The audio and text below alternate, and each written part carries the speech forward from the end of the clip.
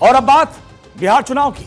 बिहार में चुनाव से पहले मतदाता सूची के विशेष गहन पुनरीक्षण यानी एसआईआर का मुद्दा अब सुप्रीम कोर्ट पहुंच चुका है। सुप्रीम कोर्ट ने चुनाव आयोग के इस आदेश को चुनौती उसमें दी गई है। आयोग के खिलाफ यह याचिका एसोसिएशन फॉर डेमोक्रेटिक रिफॉर्म्स ने दाखिल की है। इस याचिका में कहा गया है कि चुनाव आयोग का यह आदेश मनमाना है और इसमें लाखों मतदाता अपने मताधिकार से वंचित हो सकते हैं। सुप्रीम कोर्ट इस पूरे मामले में दखल दे, ये उनकी मांग है।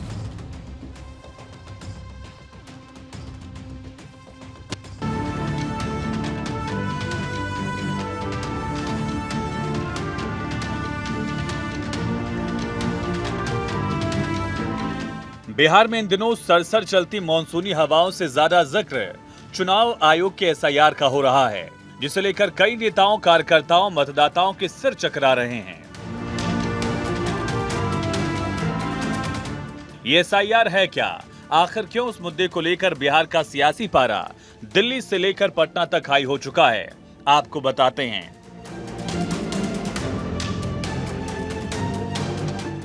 दरअसल चुनाव आयोग ने स्वतंत्र और निष्पक्ष चुनाव के लिए किसी भी चुनाव से पहले मतदाता सूची को अपडेट करता है, जो एक सामान्य प्रक्रिया है।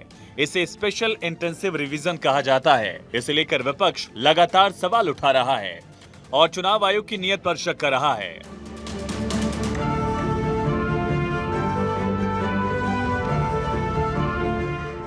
चुनाव आयोग की दलील है कि बिहार में मतदाता सूची की समीक्षा की ऐसी आखिरी प्रक्रिया 2003 में हुई थी, उसके बाद से नहीं हुई, इसीलिए मुहिम जरूरी है।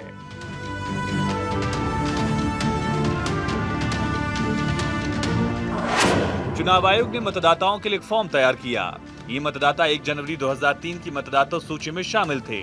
उन्हें सिर्फ गणना पत्र भरकर जमा करना है, कोई सबूत नहीं देना। बिहार में ऐसे 4 करोड़ 96 लाख मतदाता हैं। इलेक्शन कमीशन ने 2003 की ये वोटर लिस्ट अपनी वेबसाइट पर डाल दी है।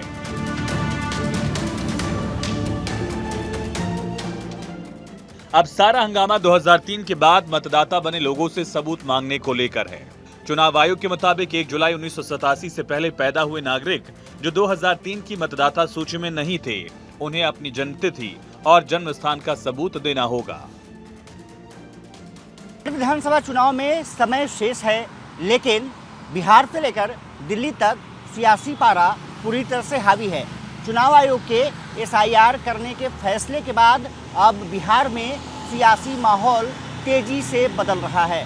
विपक्षी पार्टियां चुनाव आयोग को कटघरे में खड़ा कर रही हैं, बीजेपी पर हमला बोल रही हैं, तो दूसरी तरफ चुनाव आयोग लगातार आंकड़े जारी कर रहा है।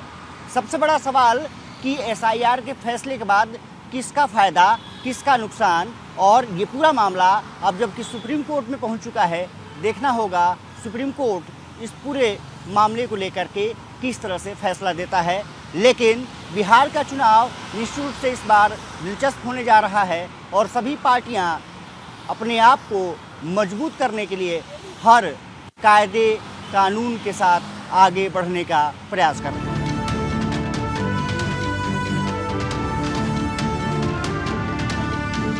चुनाव आयोग के इस कदम के बाद से विपक्षी पार्टियां इसके खिलाफ नजर आ रही हैं। विपक्ष का कहना है कि वोटर लिस्ट जांच के लिए जिस तरह के कागजात मांगे जा रहे हैं, उसके हिसाब से हजारों की संख्या में लोग वोट देने से वंचित रह सकते हैं। अब इस मामले को लेकर हाल ही में आरजेडी नेता, राज्य के पूर्व उप मुख्यमंत्री तेजस्वी यादव बिहार चुनाव आयोग से मिले।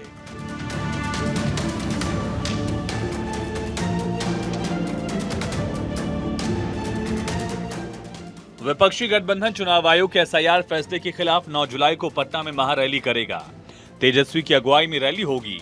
महागठबंधन के नेताओं के साथ राज्य चुनाव आयोग से मुलाकात करने के बाद तेजस्वी ने कहा कि बिहार में चुनाव आयोग के अधिकारी तो डाकियां हैं, असली अधिकारी दिल्ली में बैठे हैं और वो किसी और ही जगह से संचालित होते हैं।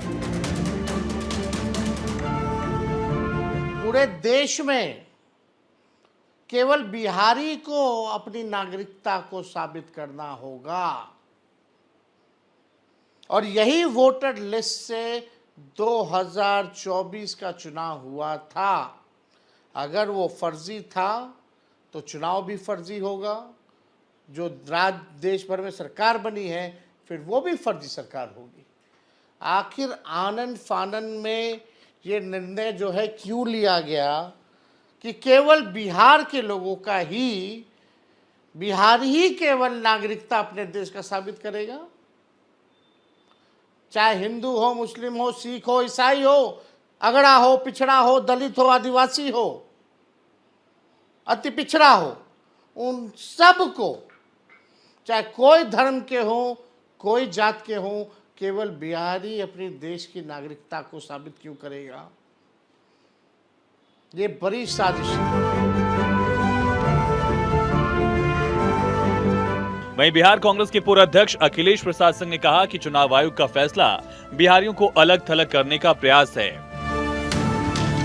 इलेक्शन कमीशन उनके इशारे पर काम जो कर रहा है, उसके लिए कम से कम 2 दिन का विधानसभा का सत्र राज्यपाल जी बुलवाएं सरकार को पर दबाव डाल के, ताकि इस पे चर्चा हो सके और लोगों के जान माल की सुरक्षा हो सके।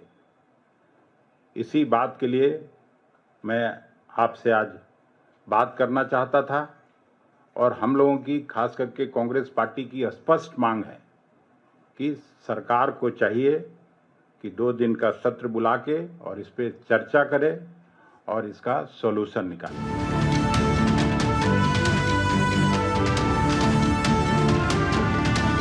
वहीं चुनाव आयोग की ओर से वोटर लिस्ट वेरिफिकेशन पर शहनवाज हुसैन ने आरजेडी पर जमकर हमला बोला। कहा कि आरजेडी चुनाव से पहले ही हार मान रही है, वो अपनी हार के लिए अभी से बहाने तलाश रहे हैं। चुनाव से पहले अगर मतदाता सत्यापन कराया जा रहा है तो इसमें गलत क्या है? इस वेरिफिकेशन से बिहार के किसी भी नागरिक को परेशानी नहीं होगी। अगर परेशानी होगी तो सिर्फ बांग्लादेशियों को होगी। विपक्षी दलों की ओर से चुनाव आयोग को टारगेट करना दुर्भाग्यपूर्ण है। इस बार के चुनाव में जीतेगा एनडीए, आएगा एनडीए, छाएगा एनडीए और जीतेगा एनडीए। इसमें कोई शक नहीं है। हम 200 से ज्यादा सीट बिहार में जीतेंगे और आरजेडी को और महागठबंधन को इतनी कम सीटें मिलेंगी कि विपक्ष के नेता का दर्जा भी नहीं मिलेगा।